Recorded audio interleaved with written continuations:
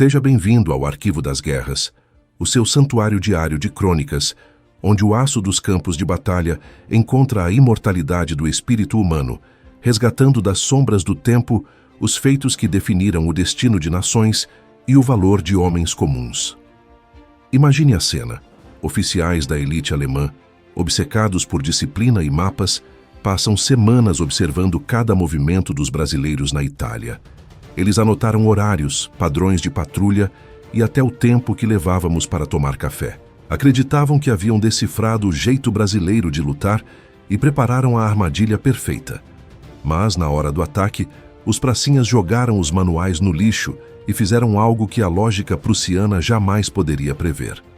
Hoje, você vai descobrir como a malícia tropical humilhou a inteligência nazista em apenas 24 horas de puro improviso e coragem. Prepare-se, pois a cobra fumou de um jeito que os alemães nunca esqueceram. O inverno de 1944 na região dos Apeninos não era apenas uma estação, era um adversário físico que parecia querer drenar a medula dos homens. Para os soldados da Força Expedicionária Brasileira, a FEB, o cenário italiano era um labirinto de lama gelada, picos rochosos e um silêncio opressor que só era quebrado pelo rugido seco da artilharia. Mas enquanto os brasileiros tentavam se aquecer em suas trincheiras, do outro lado do vale, olhos gélidos e treinados os observavam com uma precisão matemática. O alto comando alemão, especificamente as unidades de inteligência vinculadas à Wehrmacht e à temida SS, havia designado oficiais de observação para mapear o comportamento dos pracinhas. Para os nazistas, o Brasil era um mistério tático que precisava ser resolvido. Eles não viam os brasileiros como soldados convencionais, mas como uma força exótica, e em sua visão distorcida de superioridade racial, inerentemente desorganizada. Durante semanas, através de potentes lentes Zeiss e postos de escuta camuflados nas cristas das montanhas, os alemães registraram tudo. Eles anotaram que as patrulhas brasileiras costumavam sair sempre nos mesmos horários, que os postos de sentinela eram trocados com uma certa previsibilidade e que as comunicações via rádio seguiam um padrão que, para o rigor alemão, parecia amador. Os oficiais alemães sorriam em seus bunkers, acreditando que haviam decifrado a alma do soldado brasileiro. Eles prepararam relatórios volumosos que descreviam o ritmo brasileiro, acreditando que essa previsibilidade seria a corda com a qual os pracinhas se enforcaram. A arrogância nazista foi o seu primeiro grande erro. Eles estudaram as táticas brasileiras baseados nos manuais de treinamento que os americanos haviam fornecido à FEB, acreditando que os brasileiros seriam apenas cópias menos eficientes dos soldados dos Estados Unidos. Os espiões alemães infiltrados na população local e os observadores de longo alcance acreditavam que, ao entenderem a logística e a rotina da FEB, poderiam antecipar qualquer movimento ofensivo. Eles mapearam os horários de alimentação, o tráfego de caminhões de suprimento e até a profundidade das trincheiras brasileiras. Para a máquina de guerra de Hitler, a guerra era uma ciência exata, e eles acreditavam que o Brasil era apenas uma variável fácil de resolver na equação da linha gótica. No entanto, o que eles não perceberam durante aquelas semanas de estudo intenso é que o jeito brasileiro não estava nos manuais. A flexibilidade, a capacidade de improviso e a malícia de quem cresceu em um país onde a criatividade é uma ferramenta de sobrevivência estavam ocultas sob a superfície da rotina militar. Os alemães estavam estudando a casca, mas a alma da cobra que fuma era algo que nenhum oficial prussiano, com sua mente quadrada e disciplinada, poderia conceber em seus planos de batalha. Enquanto o comando alemão em Bolonha recebia relatórios afirmando que o setor brasileiro era estático e previsível, os pracinhas lá embaixo, nas ravinas úmidas e nos vilarejos de pedra, começavam a sentir que algo estava errado. A intuição do soldado brasileiro, aquele sexto sentido forjado na malandragem das ruas e na dureza do sertão, dizia que os olhos do inimigo estavam pesados sobre eles.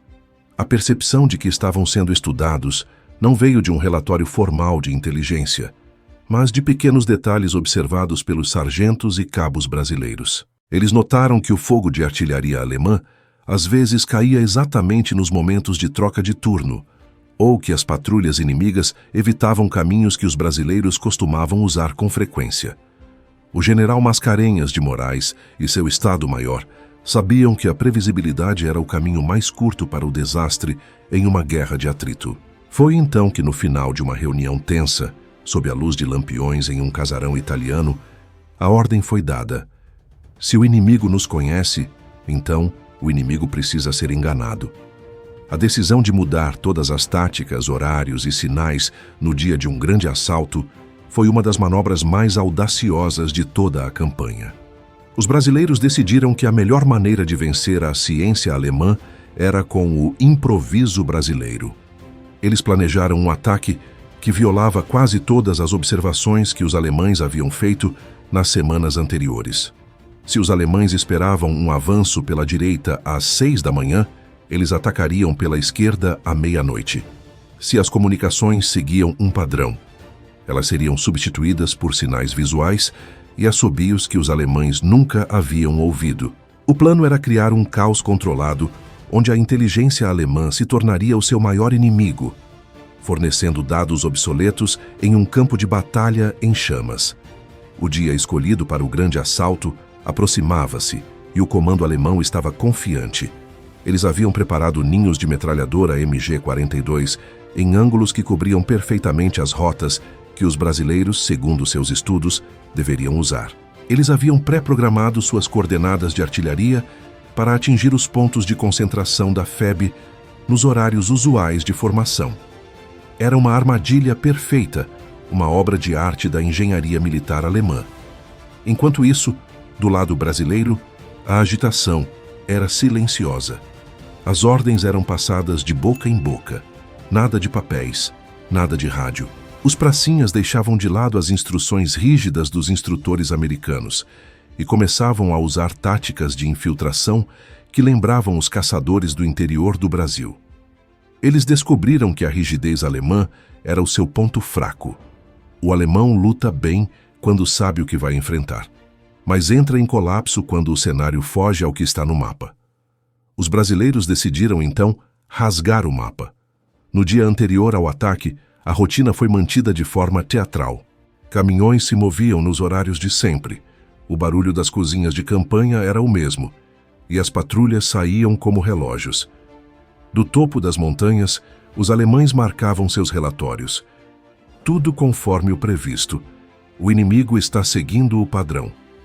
Eles não sabiam que, sob o manto da noite italiana e da névoa densa, os brasileiros estavam rastejando para posições que os alemães consideravam impenetráveis, carregando granadas e uma determinação que não constava em nenhum livro de táticas da Wehrmacht.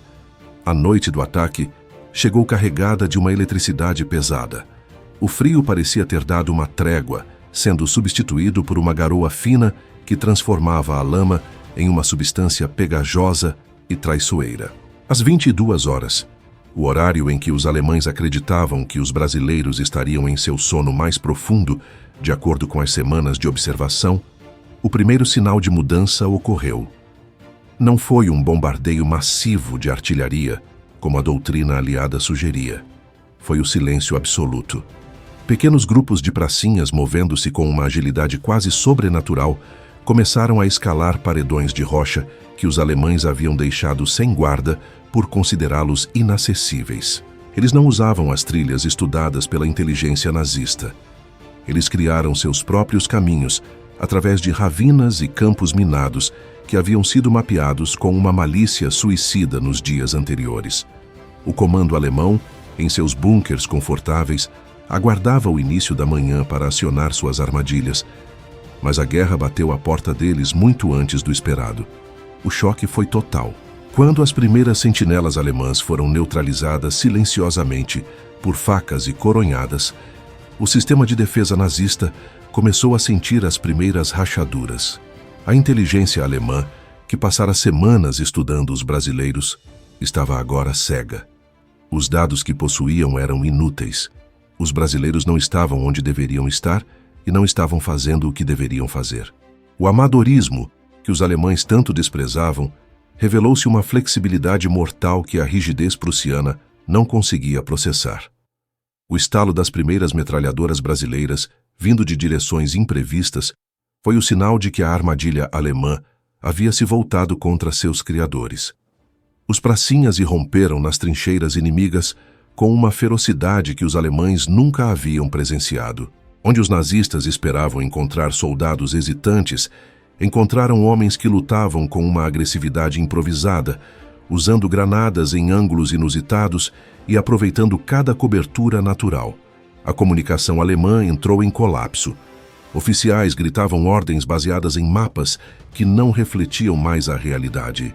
Eles tentavam acionar a artilharia para as coordenadas pré-estudadas, apenas para descobrir que os brasileiros já haviam passado por ali há muito tempo, ou nunca sequer chegaram perto daqueles pontos. A ciência da guerra alemã estava sendo derrotada pela arte da sobrevivência brasileira. Em poucas horas, posições que haviam sido fortificadas por meses começaram a cair como castelos de cartas. Os brasileiros mudaram tudo: as frequências de rádio, os sinais luminosos, as formações de ataque e até a maneira de se mover no escuro. A desorientação nazista era tão profunda que houve relatos de unidades alemãs disparando umas contra as outras, acreditando estarem cercadas por forças muito maiores do que a realidade. O improviso brasileiro criou a ilusão de um exército fantasma, onipresente e imprevisível. Enquanto o combate se intensificava nas encostas escarpadas, a malícia brasileira brilhava em pequenos atos de audácia. Patrulhas que os alemães mapearam como sendo de reconhecimento transformaram-se subitamente em unidades de choque pesadas. Sargentos brasileiros, ignorando as ordens de recuo quando a munição escasseava, lideravam cargas de baioneta que desarticulavam ninhos de metralhadoras alemãs em segundos. Os pracinhas usavam o terreno de uma forma que os alemães, obcecados por geometria defensiva, não conseguiam entender. Eles se escondiam em buracos que os alemães julgavam rasos demais e surgiam de trás de rochas que haviam sido marcadas como zonas mortas nos mapas nazistas. O alto comando alemão em Bolonha recebia mensagens desesperadas. O inimigo não segue o padrão. Eles estão em todos os lugares. Nossas informações estavam erradas. A humilhação da inteligência nazista era absoluta. Eles haviam gasto semanas estudando um adversário que, na hora da verdade, simplesmente se recusou a ser o que eles esperavam. A cobra não apenas fumou, ela deu o bote de um ângulo que a ciência alemã considerava impossível. O campo de batalha estava coberto por fumaça, neve e o som de fuzis Garand, silenciando o outrora invencível serrote de Hitler. A primeira luz da manhã revelou o tamanho do desastre para os defensores da Wehrmacht. As trincheiras que haviam sido projetadas para serem o túmulo dos brasileiros estavam agora repletas de prisioneiros alemães, muitos deles em estado de choque, tentando entender como haviam perdido para um exército que consideravam inferior. Os oficiais alemães capturados olhavam para os mapas brasileiros e para as rotas de ataque e balançavam a cabeça em negação. Isso não faz sentido, diziam alguns. Isso vai contra toda a lógica militar. E era exatamente esse o ponto. Os brasileiros haviam vencido porque não se deixaram aprisionar pela lógica. Eles entenderam que a guerra na Itália não seria vencida pela força bruta, mas pela capacidade de ser camaleão, de mudar de cor e de forma conforme a necessidade.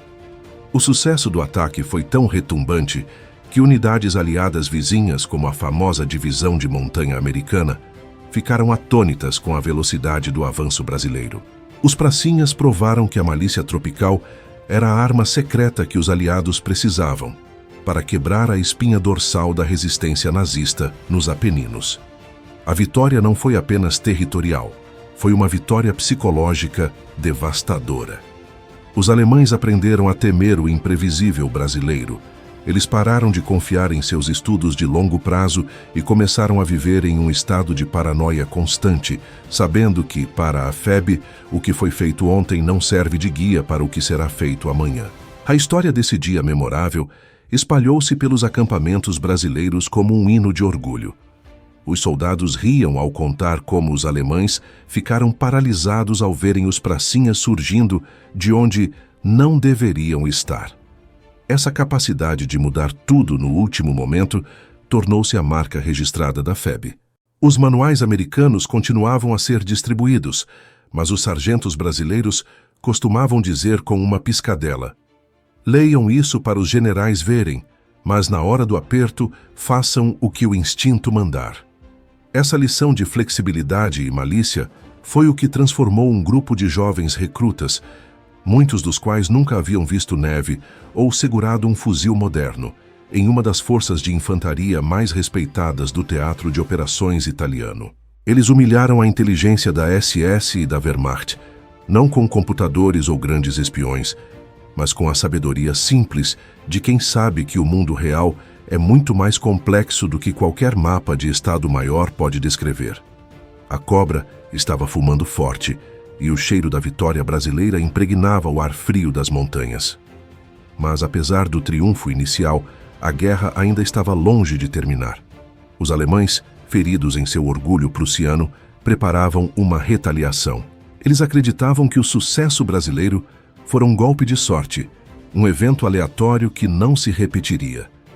Eles dobraram os esforços de observação, trazendo novos especialistas em contra-inteligência e reforçando as defesas com unidades de elite da reserva. Eles queriam reestudar os brasileiros sob a luz daquela nova agressividade. Mal sabiam eles que a lição que os brasileiros aprenderam naquele dia fora muito mais profunda do que eles imaginavam.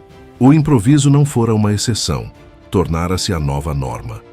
O Brasil estava apenas começando a mostrar do que era capaz, quando o jogo de sombras da espionagem encontrava a luz da coragem brasileira. O próximo passo da FEB seria ainda mais audacioso, e os alemães, obcecados em encontrar um novo padrão, seriam pegos novamente em um redemoinho de incertezas que os levaria à derrota definitiva. A cada quilômetro avançado, a lenda dos brasileiros que mudavam tudo crescia. Civis italianos libertados do jugo nazista contavam histórias sobre como os soldados de pele morena surgiam do nada, como se a própria terra os protegesse. Para os alemães, isso era puro misticismo ou falha de inteligência. Para os brasileiros, era apenas o exercício do que faziam de melhor: adaptar-se para vencer. No comando em Bolonha, o clima era de frustração e medo. O general von Senger und Detterlin, um dos comandantes alemães na Itália, começava a perceber que estava enfrentando um adversário que não lutava pelas regras europeias. Ele via seus relatórios de inteligência tornarem-se obsoletos antes mesmo de chegarem à sua mesa. O mistério brasileiro continuava a assombrar o Reich e a cobra, com sua fumaça imprevisível, estava cada vez mais perto de Bolonha, de Turim e da rendição final. A primeira parte desse relato termina com o sol de inverno se pondo sobre os Apeninos, iluminando um campo de batalha onde a ciência militar alemã jazia estilhaçada sob as botas dos pracinhas. A cobra fumou, a malícia venceu e o mundo começou a entender que o Brasil na Segunda Guerra Mundial não era um convidado, era um protagonista que escrevia suas próprias regras. Mas o que aconteceu quando os alemães tentaram o seu contra-ataque mais desesperado? Como a FEB reagiu ao ser encurralada por unidades de elite da SS que haviam jurado vingança por aquela humilhação tática? A resposta reside no coração de cada soldado brasileiro que, diante do perigo, decidiu que a melhor tática era simplesmente ser imprevisível. O sol pálido de inverno, ao romper a cortina de fumaça e neblina que envolvia as cristas dos Apeninos na manhã seguinte àquele ataque avassalador, revelou um cenário que a inteligência alemã, com todos os seus mapas e cronômetros, jamais julgou ser possível. O silêncio que se seguiu ao cessar-fogo momentâneo era de uma densidade quase física, um vácuo sonoro que parecia comprimir os pulmões dos oficiais da Wehrmacht, que ainda permaneciam em seus postos de observação, agora transformados em janelas para o seu próprio fracasso.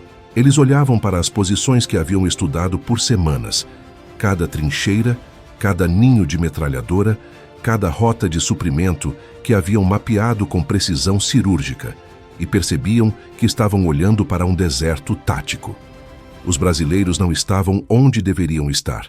A rotina que os alemães acreditavam ser um padrão de comportamento imutável fora estilhaçada, revelando que o que eles observaram não passava de uma casca, um teatro montado para camuflar uma agilidade mental que a rigidez prussiana era incapaz de processar.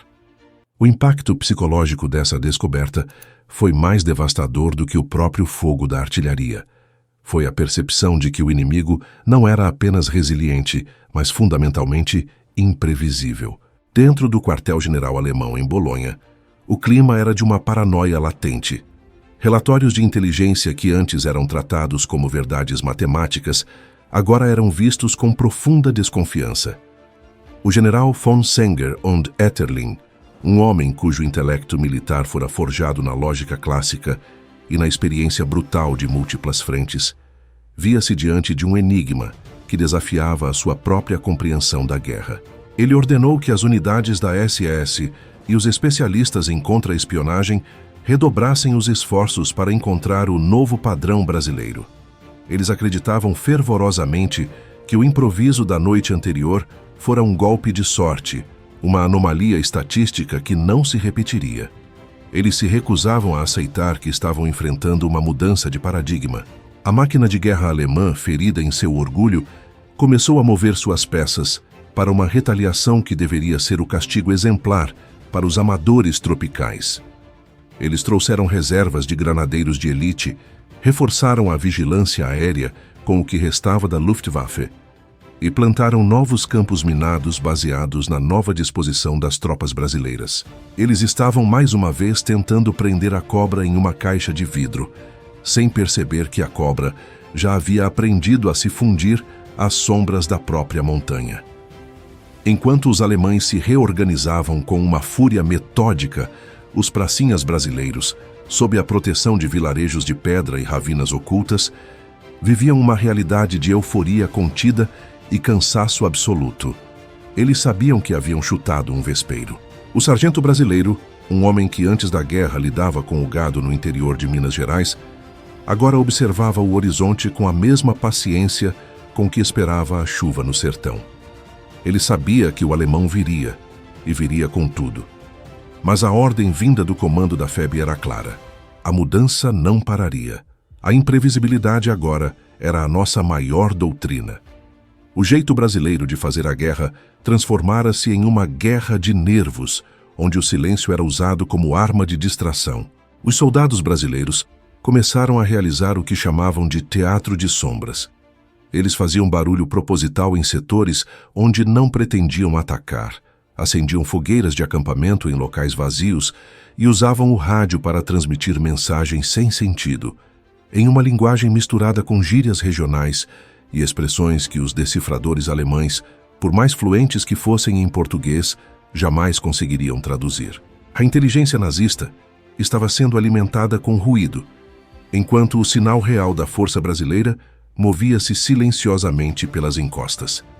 A retaliação alemã veio sob a forma de uma contraofensiva de infantaria pesada, apoiada por tanques Panzer que rugiam através dos vales estreitos. Os alemães atacaram com a confiança de quem havia reestudado o terreno. Eles disparavam contra as novas posições brasileiras, apenas para descobrir que estavam atacando bonecos de palha e postos de metralhadora vazios.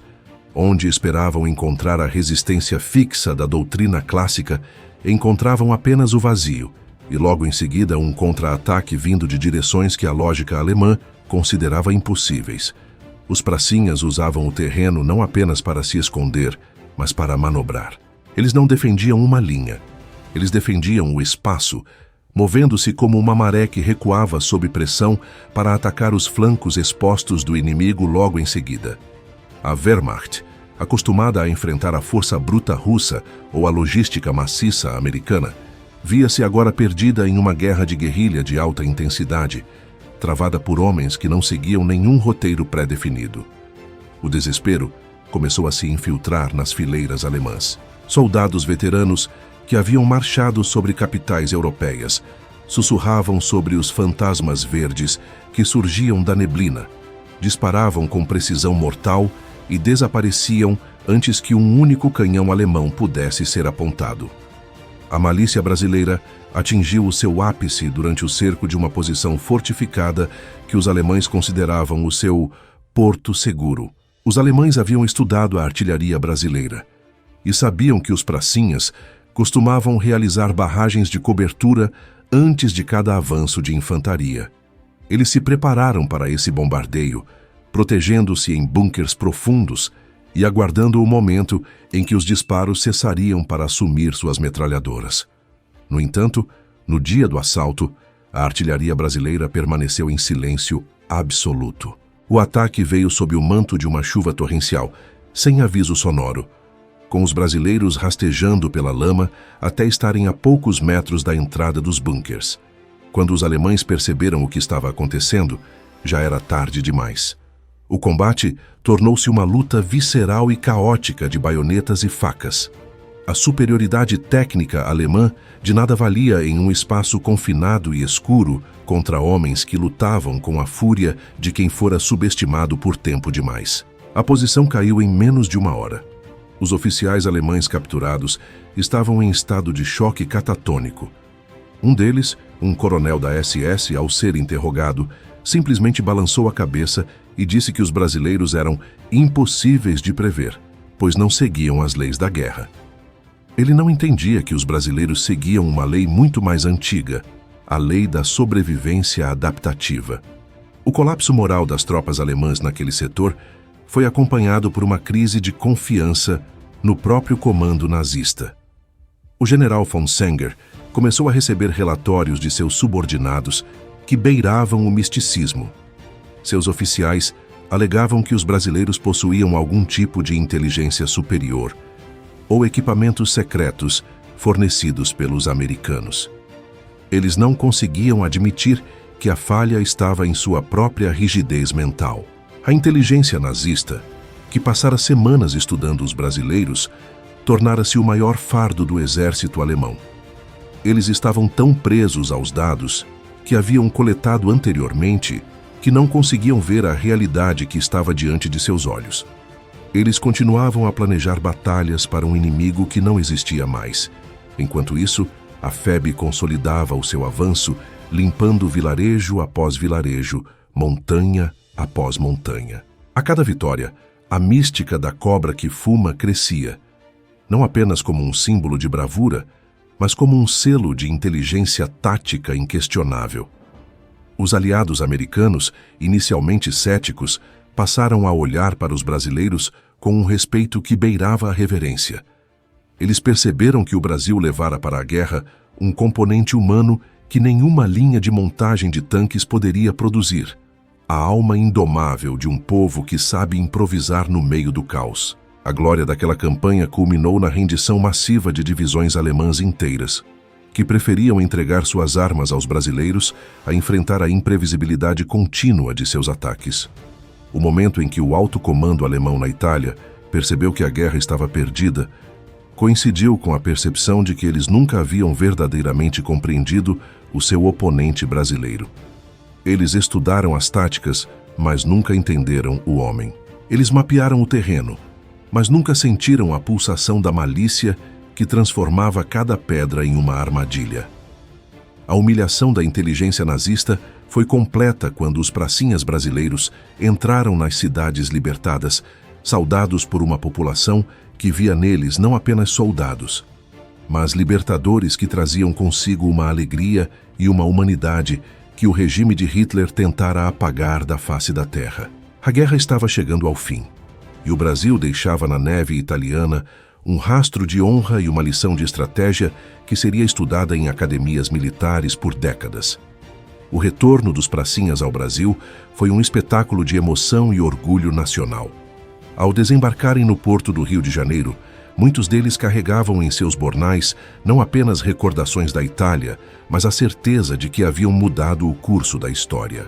Os veteranos contavam histórias que pareciam saídas de livros de ficção, sobre como enganaram os gênios alemães com truques simples e coragem bruta. A malícia brasileira fora elevada ao status de lenda. Aqueles jovens que partiram sob desconfiança voltavam como gigantes, que haviam silenciado o preconceito nazista com a eloquência das suas ações. O Arquivo das Guerras guarda esses relatos para lembrar que a verdadeira força de uma nação não reside no seu poderio bélico, mas na integridade e na criatividade de seus filhos. A cobra fumou, sim, e a fumaça que ela espalhou pelos Apeninos foi a fumaça da liberdade reconquistada e do respeito conquistado no campo de honra. Ao olharmos para trás e analisarmos os diários de guerra e os relatórios de interrogatório, percebemos que a vitória brasileira na Itália foi um triunfo do espírito sobre a matéria. Os alemães tinham as melhores armas, a melhor disciplina teórica e a rede de inteligência mais sofisticada da época. No entanto, eles foram derrotados por um grupo de homens que soube transformar a sua suposta fraqueza em sua maior força. O improviso brasileiro não era falta de plano, era o plano supremo. Era a capacidade de ler o momento, de mudar de direção quando o vento soprava contra, e de nunca permitir que o inimigo soubesse o que se passava por trás do olhar sereno do soldado mineiro, do operário paulista ou do vaqueiro nordestino. A inteligência nazista estudou por semanas e o Brasil mudou tudo no dia, porque o Brasil é, em sua essência, uma mudança constante, uma força da natureza que não pode ser mapeada, apenas sentida. A lição que fica para nós, décadas depois, é que a flexibilidade é a arma definitiva contra qualquer tirania que tente impor um padrão rígido ao mundo. A história da FEB na Itália é um lembrete constante de que o valor humano é o componente decisivo de qualquer conflito. Os pracinhas que silenciaram os canhões de Hitler nos ensinaram que a honra não se pede, se conquista, e que a inteligência sem empatia e sem criatividade é apenas um mecanismo cego, fadado ao fracasso. O Arquivo das Guerras se orgulha de manter viva essa chama de memória, para que as futuras gerações nunca esqueçam que o Brasil brilhou na escuridão da Segunda Guerra Mundial com uma luz própria, feita de improviso, coragem e uma malícia que venceu o ódio nazista. A missão foi cumprida, a verdade foi revelada e o heroísmo brasileiro, em sua forma mais vibrante e letal, agora faz parte da sua memória também. O desfecho da vida de muitos desses veteranos foi marcado por uma modéstia que só os grandes possuem. Eles voltaram para suas vidas simples, para seus campos e suas fábricas, levando consigo o segredo de como fizeram a cobra fumar no coração da Europa. Quando os historiadores militares estrangeiros os procuravam para entender a fórmula do sucesso brasileiro, eles costumavam sorrir e dizer que não havia fórmula, apenas a necessidade de fazer o que era certo no momento certo. Essa simplicidade encerra em si a complexidade da alma brasileira na guerra. Eles não lutavam por glória pessoal, mas pela liberdade de um mundo que eles ajudaram a salvar.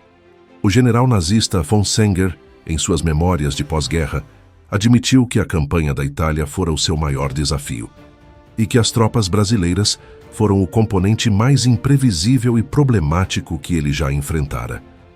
Um elogio involuntário de um inimigo que aprendeu a respeitar o Brasil da maneira mais difícil. Encerramos este relato com o devido respeito à memória de cada soldado da Força Expedicionária Brasileira que pisou no solo gelado da Itália. Eles foram os arquitetos de uma vitória que desafiou a lógica e humilhou a arrogância. Que o exemplo de sua malícia estratégica e de sua coragem indomável continue a nos inspirar a enfrentar os desafios do presente com a mesma fibra e dignidade. A cobra fumou, a guerra acabou. Mas a glória da FEB na Segunda Guerra Mundial será eterna, nas páginas da nossa história e no coração de cada brasileiro que preza a liberdade e a verdade. O Arquivo das Guerras despede-se, honrando os heróis do passado para inspirar os do presente.